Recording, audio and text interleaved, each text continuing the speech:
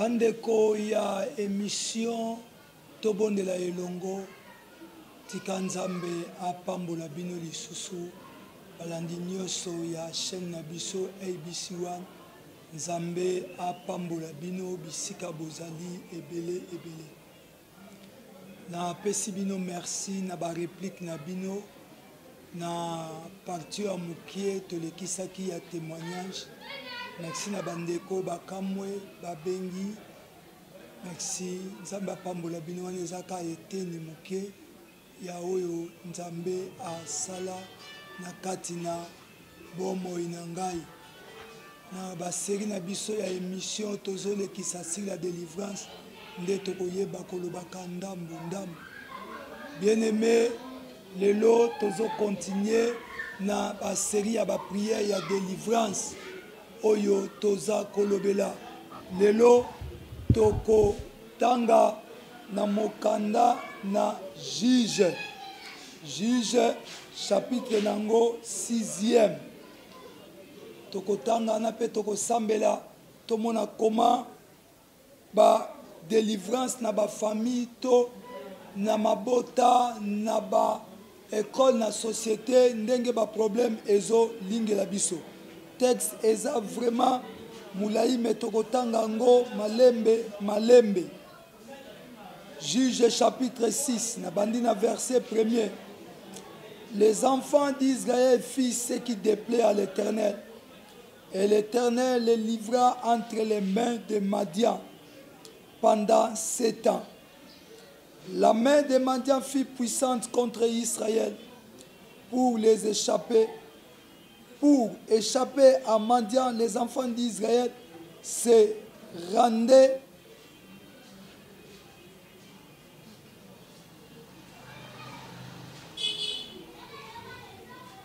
je m'excuse. La main de Madian fut puissante contre Israël. Pour échapper à Madian, les enfants d'Israël se retiraient dans les navires, dans les ravins des montagnes, dans les cavernes et sur les rochers fortifiés. Quand Israël avait semé, Madian montait avec Abimelech et les fils de l'Orient, et ils marchaient contre lui. Ils y campèrent en face de lui, détruisant les productions du pays jusque vers Gaza, et ne laissèrent en Israël ni vivre, ni brebis, ni bœuf, ni âne. Car ils montèrent avec leurs troupeaux et leurs tentes. Ils arrivèrent comme une multitude de sauterelles. Ils étaient innombrables. Et leurs chameaux, et ils venaient dans le pays pour ravager. Israël fut très malheureux à cause des mendiants. Et les enfants d'Israël crièrent à l'Éternel. Lorsque les enfants d'Israël crièrent à l'Éternel au sujet des mendiants, l'Éternel envoya un prophète aux enfants d'Israël et leur dit: ainsi parle le Dieu d'Israël. Je vous ai fait monter de l'Égypte et je vous ai fait sortir de la maison de servitude. Je vous ai délivré de la main des Égyptiens et de la main de tous ceux qui vous opprimaient. Je les ai chassés devant vous et je vous ai donné leur pays. Je vous ai dit: je suis l'Éternel votre Dieu. Vous ne craignez point le Dieu des Amoréens dans les pays desquels vous habitez, mais vous n'avez point écouté ma voix. Puis vint l'ange de l'Éternel et il s'assit sous les térébintes d'Opha qui appartenaient à Joas de la famille d'Abiézer. Gédéon son fils battait du froment au pressoir pour les mettre à l'abri des Madians. L'ange de l'Éternel lui apparut et lui dit: l'Éternel est avec toi, vaillant héros. Gédéon lui dit: ah, mon Seigneur, si l'Éternel est avec nous, pourquoi toutes ces choses nous sont-elles arrivées? Et où sont ces prodiges que nos pères nous racontaient quand il disait l'Éternel ne nous a pas fait monter hors d'Égypte. Maintenant, l'Éternel nous abandonne et il nous livre entre les mains des mendiants. L'Éternel se tourna vers lui et dit, va avec cette force que tu as et délivre Israël de la maison des mendiants. N'est-ce pas moi qui t'envoie? Bien-aimé, texte Oyo eza vraiment moulaï, tina souka na yango. Mais Dieu nous a mis au cœur ya ko partager na biso makambu oyo. Israël ici ma ya kobima na bo wumbu na Égypte ko tambola. Moïse a kufa. Tangu Mose a kufi, Gédéon a du peuple a préparé qui succession. Alors peuple na désert et comme qui Nzamba comme na moment ya ba juge, période adjudicati, cela veut dire Nzamba zoza juge moko na famille moko. Et Israël va se détourner na bolamo yo Nzambe a salela ki bango. Awa tobeta lisolo ya Israël comme famille. Nous parlions de la délivrance ya famille. La délivrance, par tant de définition, tu peux faire une mission qui c'est rendre quelqu'un libre. Alors, Israël, tant que basali mabe, Nzambe a livré libota wana nyonso na peuple Madia. Ba peuple ba Madianite bazali ba peuple bazali benemi ya Israël.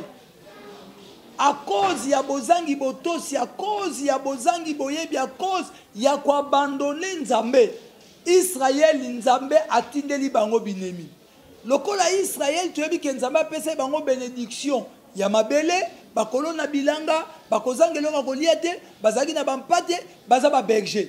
Siko peuple madianite soka ka Israël aloni et qui après 3 mois, après 6 ans tant bakola po ba récolter, peuple wana ba ye kozwa récolte nyonso tu ba fruit nyonso tu ya terre.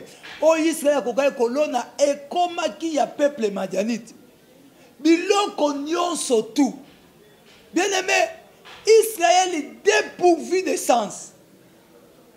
Tu t'imagines que bake baloni po ba na récolte, ba tout monde balona ki te ba ba zui biloko na bango. Peuple o ba vivaki de boko na Nzambe ba silaki li solonde tikalaka ke Israël azalaka na Nzambe. Alors Israël bake kolele pa na Nzambe. Ndenge to kolela lelo ngala na famille na. Bake kolele pa Nzambe ba binzambe pona nini makambo ezo yela biso. Biso batu tobela ka to sala poni makambo ezo yela biso. Nzamba lobi na bango. Ke bino bobo sala bolambo nga Nzambe na sala bino. Bino bokota na makambo susu. Bien-aimé dans le Seigneur, les loba famille na biso ezo nyokwama ba famille ezo lela. Tozo sambela, surtout biso na Kinshasa, jeûne, veiller, retraite, bah nous les prières, bah prière à l'olenge na l'olenge, mais les choses ne vont pas toujours. Et loko dit ezo sala makambu ezo ya malamu te na ba famille na biso. Tozo mona ba délivrance te. Tozo mona famille ezo kende te. Tozo mona makambu ezo simba te. Pourquoi? Parce que Dieu punit l'iniquité des pères. Jusqu'à la 3e et à la 4e génération. Famille yo ba détourner visage na bango epai na Nzambe. Nzambe atieli bango peuple moko ba konyoko la bango ba peuple madianite. Nyonso yo koki kosala na vie. Okende États-Unis, okende Londres, okende Angola, okende wapi, kaka na sima, nazo seka, pour la télévision, toyaka loba maloba batute. Ndeko moko akende Angola, azwa pe mbongo na seria bana lunda. Kaka zo sukola na kati ya baignoire na ye, amoni image ya tata na ye na kati ya baignoire, alobi na ye André na ye kozwa otozongo. Ndekwa sutu mukaboye na tongo na 7h aza kati ndaku na bango na njili. À cause ya kozanga kosaela Nzambe, Nzambe livre peuple Israël. Babosani bolamo Nzambe bimisa ba na Israël. Égypte, pardon. Babosani bola munyoso. C'est ce qui se passe na kati na mabota na biso. Tobalusa mukongo to sundola nzambe. Voilà première cause, voilà pourquoi tozo souffrir. Makambo ezo simbate na ba famille parce que to fixer regard na biso na biloko mokili. Écoutez-moi bien, peuple de Dieu. Israël, nzamba tindi ange écoute ange Gédéon. Alobi na evaya héros. Nzoka na kati na ndaku ya ba Gédéon. Epai na tata na Gédéon. Nde ezalaki temple ya hotel ya Baal. Babandaki kogumba mela nzambe ya bikeko. Mais comment okoki ko mélanger nzambe na batu mususu? Eko simba te? Ou bien nzamba za nzambe? Ou bien quelque chose semble za nzambe? Dieu ne pouvait jamais bénir Israël tant que bazo kende ko adorer nzambe mususu. Dieu ne pourra jamais nous bénir tant que libota na biso to kende ko adorer batu mususu. Libota la biso to mi pesi na singaluketu. Libota la biso to mi pesi na banganga. Libota la biso to mi pesi na zeke. Libota la biso to mi pesi na kindumba. Libota la biso to mi pesi na bondoki. Moyen to mona loboko na nzambe ezalite. Bien-aimé, la délivrance n'est possible qu'au nom de Jésus-Christ. Israël tangu bayaki kogange pa nzambe. Bakei ko se détourner na biloko babandaki ko sala. Gédéon Jérubal tangu nzamba lobine va avec la force que tu as. Va délivrer Israël entre les mains des Madianites. Asaki libosoni. Akoti na ndaku na bango. Akei ko détruire l'hôtel de Baal. Esaki na ndaku na bango. Bien aimé. Deuxièmement. Ayeko tchanza en épreuve. Si tu as besoin que l'Éternel aille ko délivrer l'ibota na yo, la première des choses, détruire d'abord les hôtels de Baal o ezala ndaku na bino. Na famille na bino. Bino ba Congo, boza ba Nkodia. Bino ba Mongo, boza ba Mpoke. Bino Bandundu, boza Kindoki na bino. Boza Makambu na bino. Bien mais partout. Coutume na yo, otiango liboso ko le kanzambe. Yango moni batu nyonso tokomaka kolela tokoma kolela famille tozolela famille ezo simba te makambo ezo simba te lelo nzamba tindi biso toyebisa bino po makambo esimba bozonga nao na kati na famille botala qu'est-ce qui n'y va pas obi mutu musu akanisa so na ke poto devi na nge bongi mais banda bakenda poto na famille les choses ne marchent pas. Koko moko bwe vanda na bana na ye. Na ba koko ne bana ya bana ye. Mukolo mwa yoki mutu passe. Ba koko bana na ye ba ye. Kuzina bango yaki ba yamba nye ya oye malo yenge na kati ndaku koko abimi abi. Ngana zoka mutu passe bino bozo sepela. Nde nazawa tina kokufa bino nyonso bana basi boko balaka te bo bandobela aka sila uka. C'est-à-dire ba bota akaka wana. Tala comment famille eza maudit. Famille ole koko la ke la ba koko ne ba mo abilo ko la ngana zoka butu pasi bino boko balaka te loka bo déranger gay à cause ya ko se détourner regard olongoli yango vers nzambo ke na côté mususu na malobo baloba na famille na bino fa to zo souffrir lo bande ko basi wana babalaka te soki mubali alingi ye il faut ka botisa ye babota bana babala kate bango nyoso place moko azana bana 7 batata 6 basi kitoko ndima te mibali kitoko ba 6 ba classe bazwaka misala te. Oh bien-aimé à cause ya koboya nzambe nzamba teli biso batu moko baya konyokola biso. Est-ce que loko zonge pa nzambe te famille na yo okozonge pa nzambe te yango okima Moi yo kablame ba ta famille les ate. Ozo ba état d'âme yo kana bisayo. Bible lobi na biso tolo ba lisusu teke. Papa sali masumu bana bakoyo capacité. Bible lobi l'âme de celle qui pêche c'est celle qui mourra. Yo linga état d'âme mingo mitala ka état d'âme na yo moko ndengeza. Zonga epa nzambe. Lelo appel na elu angwana. Tolingi to sambela. Pona ma nzambe. Bien-aimé, tangu Gédéon a détruit ba hôtel de Baal nyonso wana. Ba sangani, ba kei bitumba, ba longa ki ba peuple madianite. Détruis ce qui est planté dans ta famille. Détruis ce qui est planté dans ta maison. Détruis encore ta famille. Oh, réagis à partir de l'Éternel. Détruis Bampoki à famille. Au monde yot, yondo comme chef à famille. Makamutu à famille na mutu na. Parce que yo moka mwana mubali. Parce que yo moka mwana mwasi. Le otongito détruire. Biloko nyoso à famille. Ah, so mutu mozo kangai. Tongito détruire biloko nyoso à famille.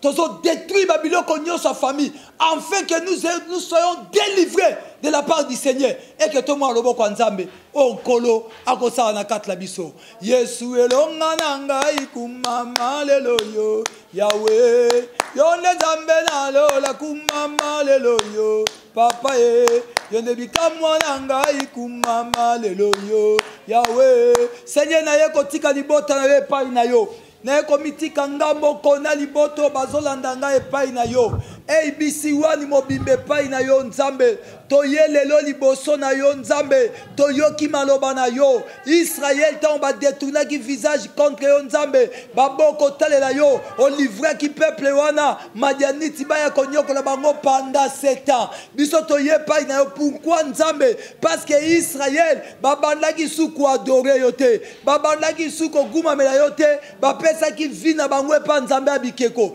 yango biso toye epai na yo lelo toye nzambe langa kobuka banzambe nyonso ya bikeko ba hotel nyonso de Baal ba hotel nyonso nzambe langa ba synagogue nyonso o etiama na kati na ba famille na biso yango ezosala mabala ezozala te yango ezosala misala ezozala te tokoma tango nyonso ka kolela koloba où est le Dieu de nos pères nzokande famille tata to mama bakona biso na kindoki ya famille tata to mama se détournaki contre yo Bible obiti puni l'iniquité de père jusqu'à la 3e et à la 4e génération yango lelo toye nzambe kokata misala nyonso mabe yawe na ngai kokata misala nyonso ya mabe tangu yo kangolaki Israël Gédéon azalaka te mais yo kaka na sango tango sala famille na biso nga nazalaka te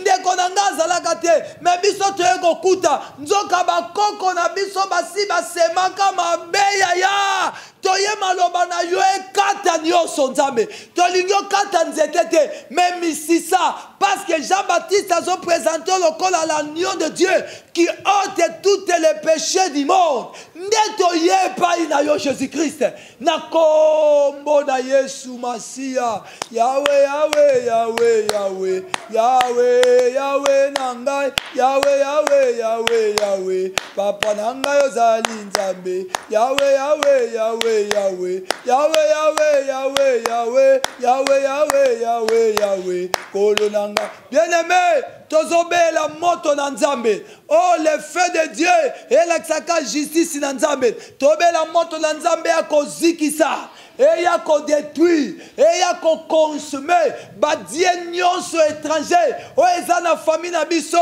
o elingi biso to bonga te place aux abando telemelango bando bebisa au nom puissant de Jésus-Christ que le feu de Dieu le feu qu'évoquait Élie et quitta Seigneur, et détruit misala nyonso mabe ya famille ompinga, famille ya mama, famille ya tata, bisika maloba mabe zalaka na bandeko nanga bazoyoka ngai ekweisama au nom puissant de Jésus-Christ.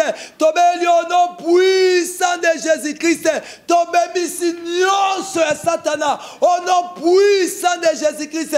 Tika yo nzambo sala, nzambe bando sala, nzambe bando sala. Oh ndeko nanga place oza bando loba naza molongi, naza molongi, naza molongi, naza molongi, naza molongi. Bando kwesa biloko nyonso ya famille, bando kwesa tanga koma famille ya tata, famille ya mama, bilembo nyonso ya mabe, bando kwesa ngo bando bebisa. La délivrance n'est possible qu'au nom de Jésus-Christ.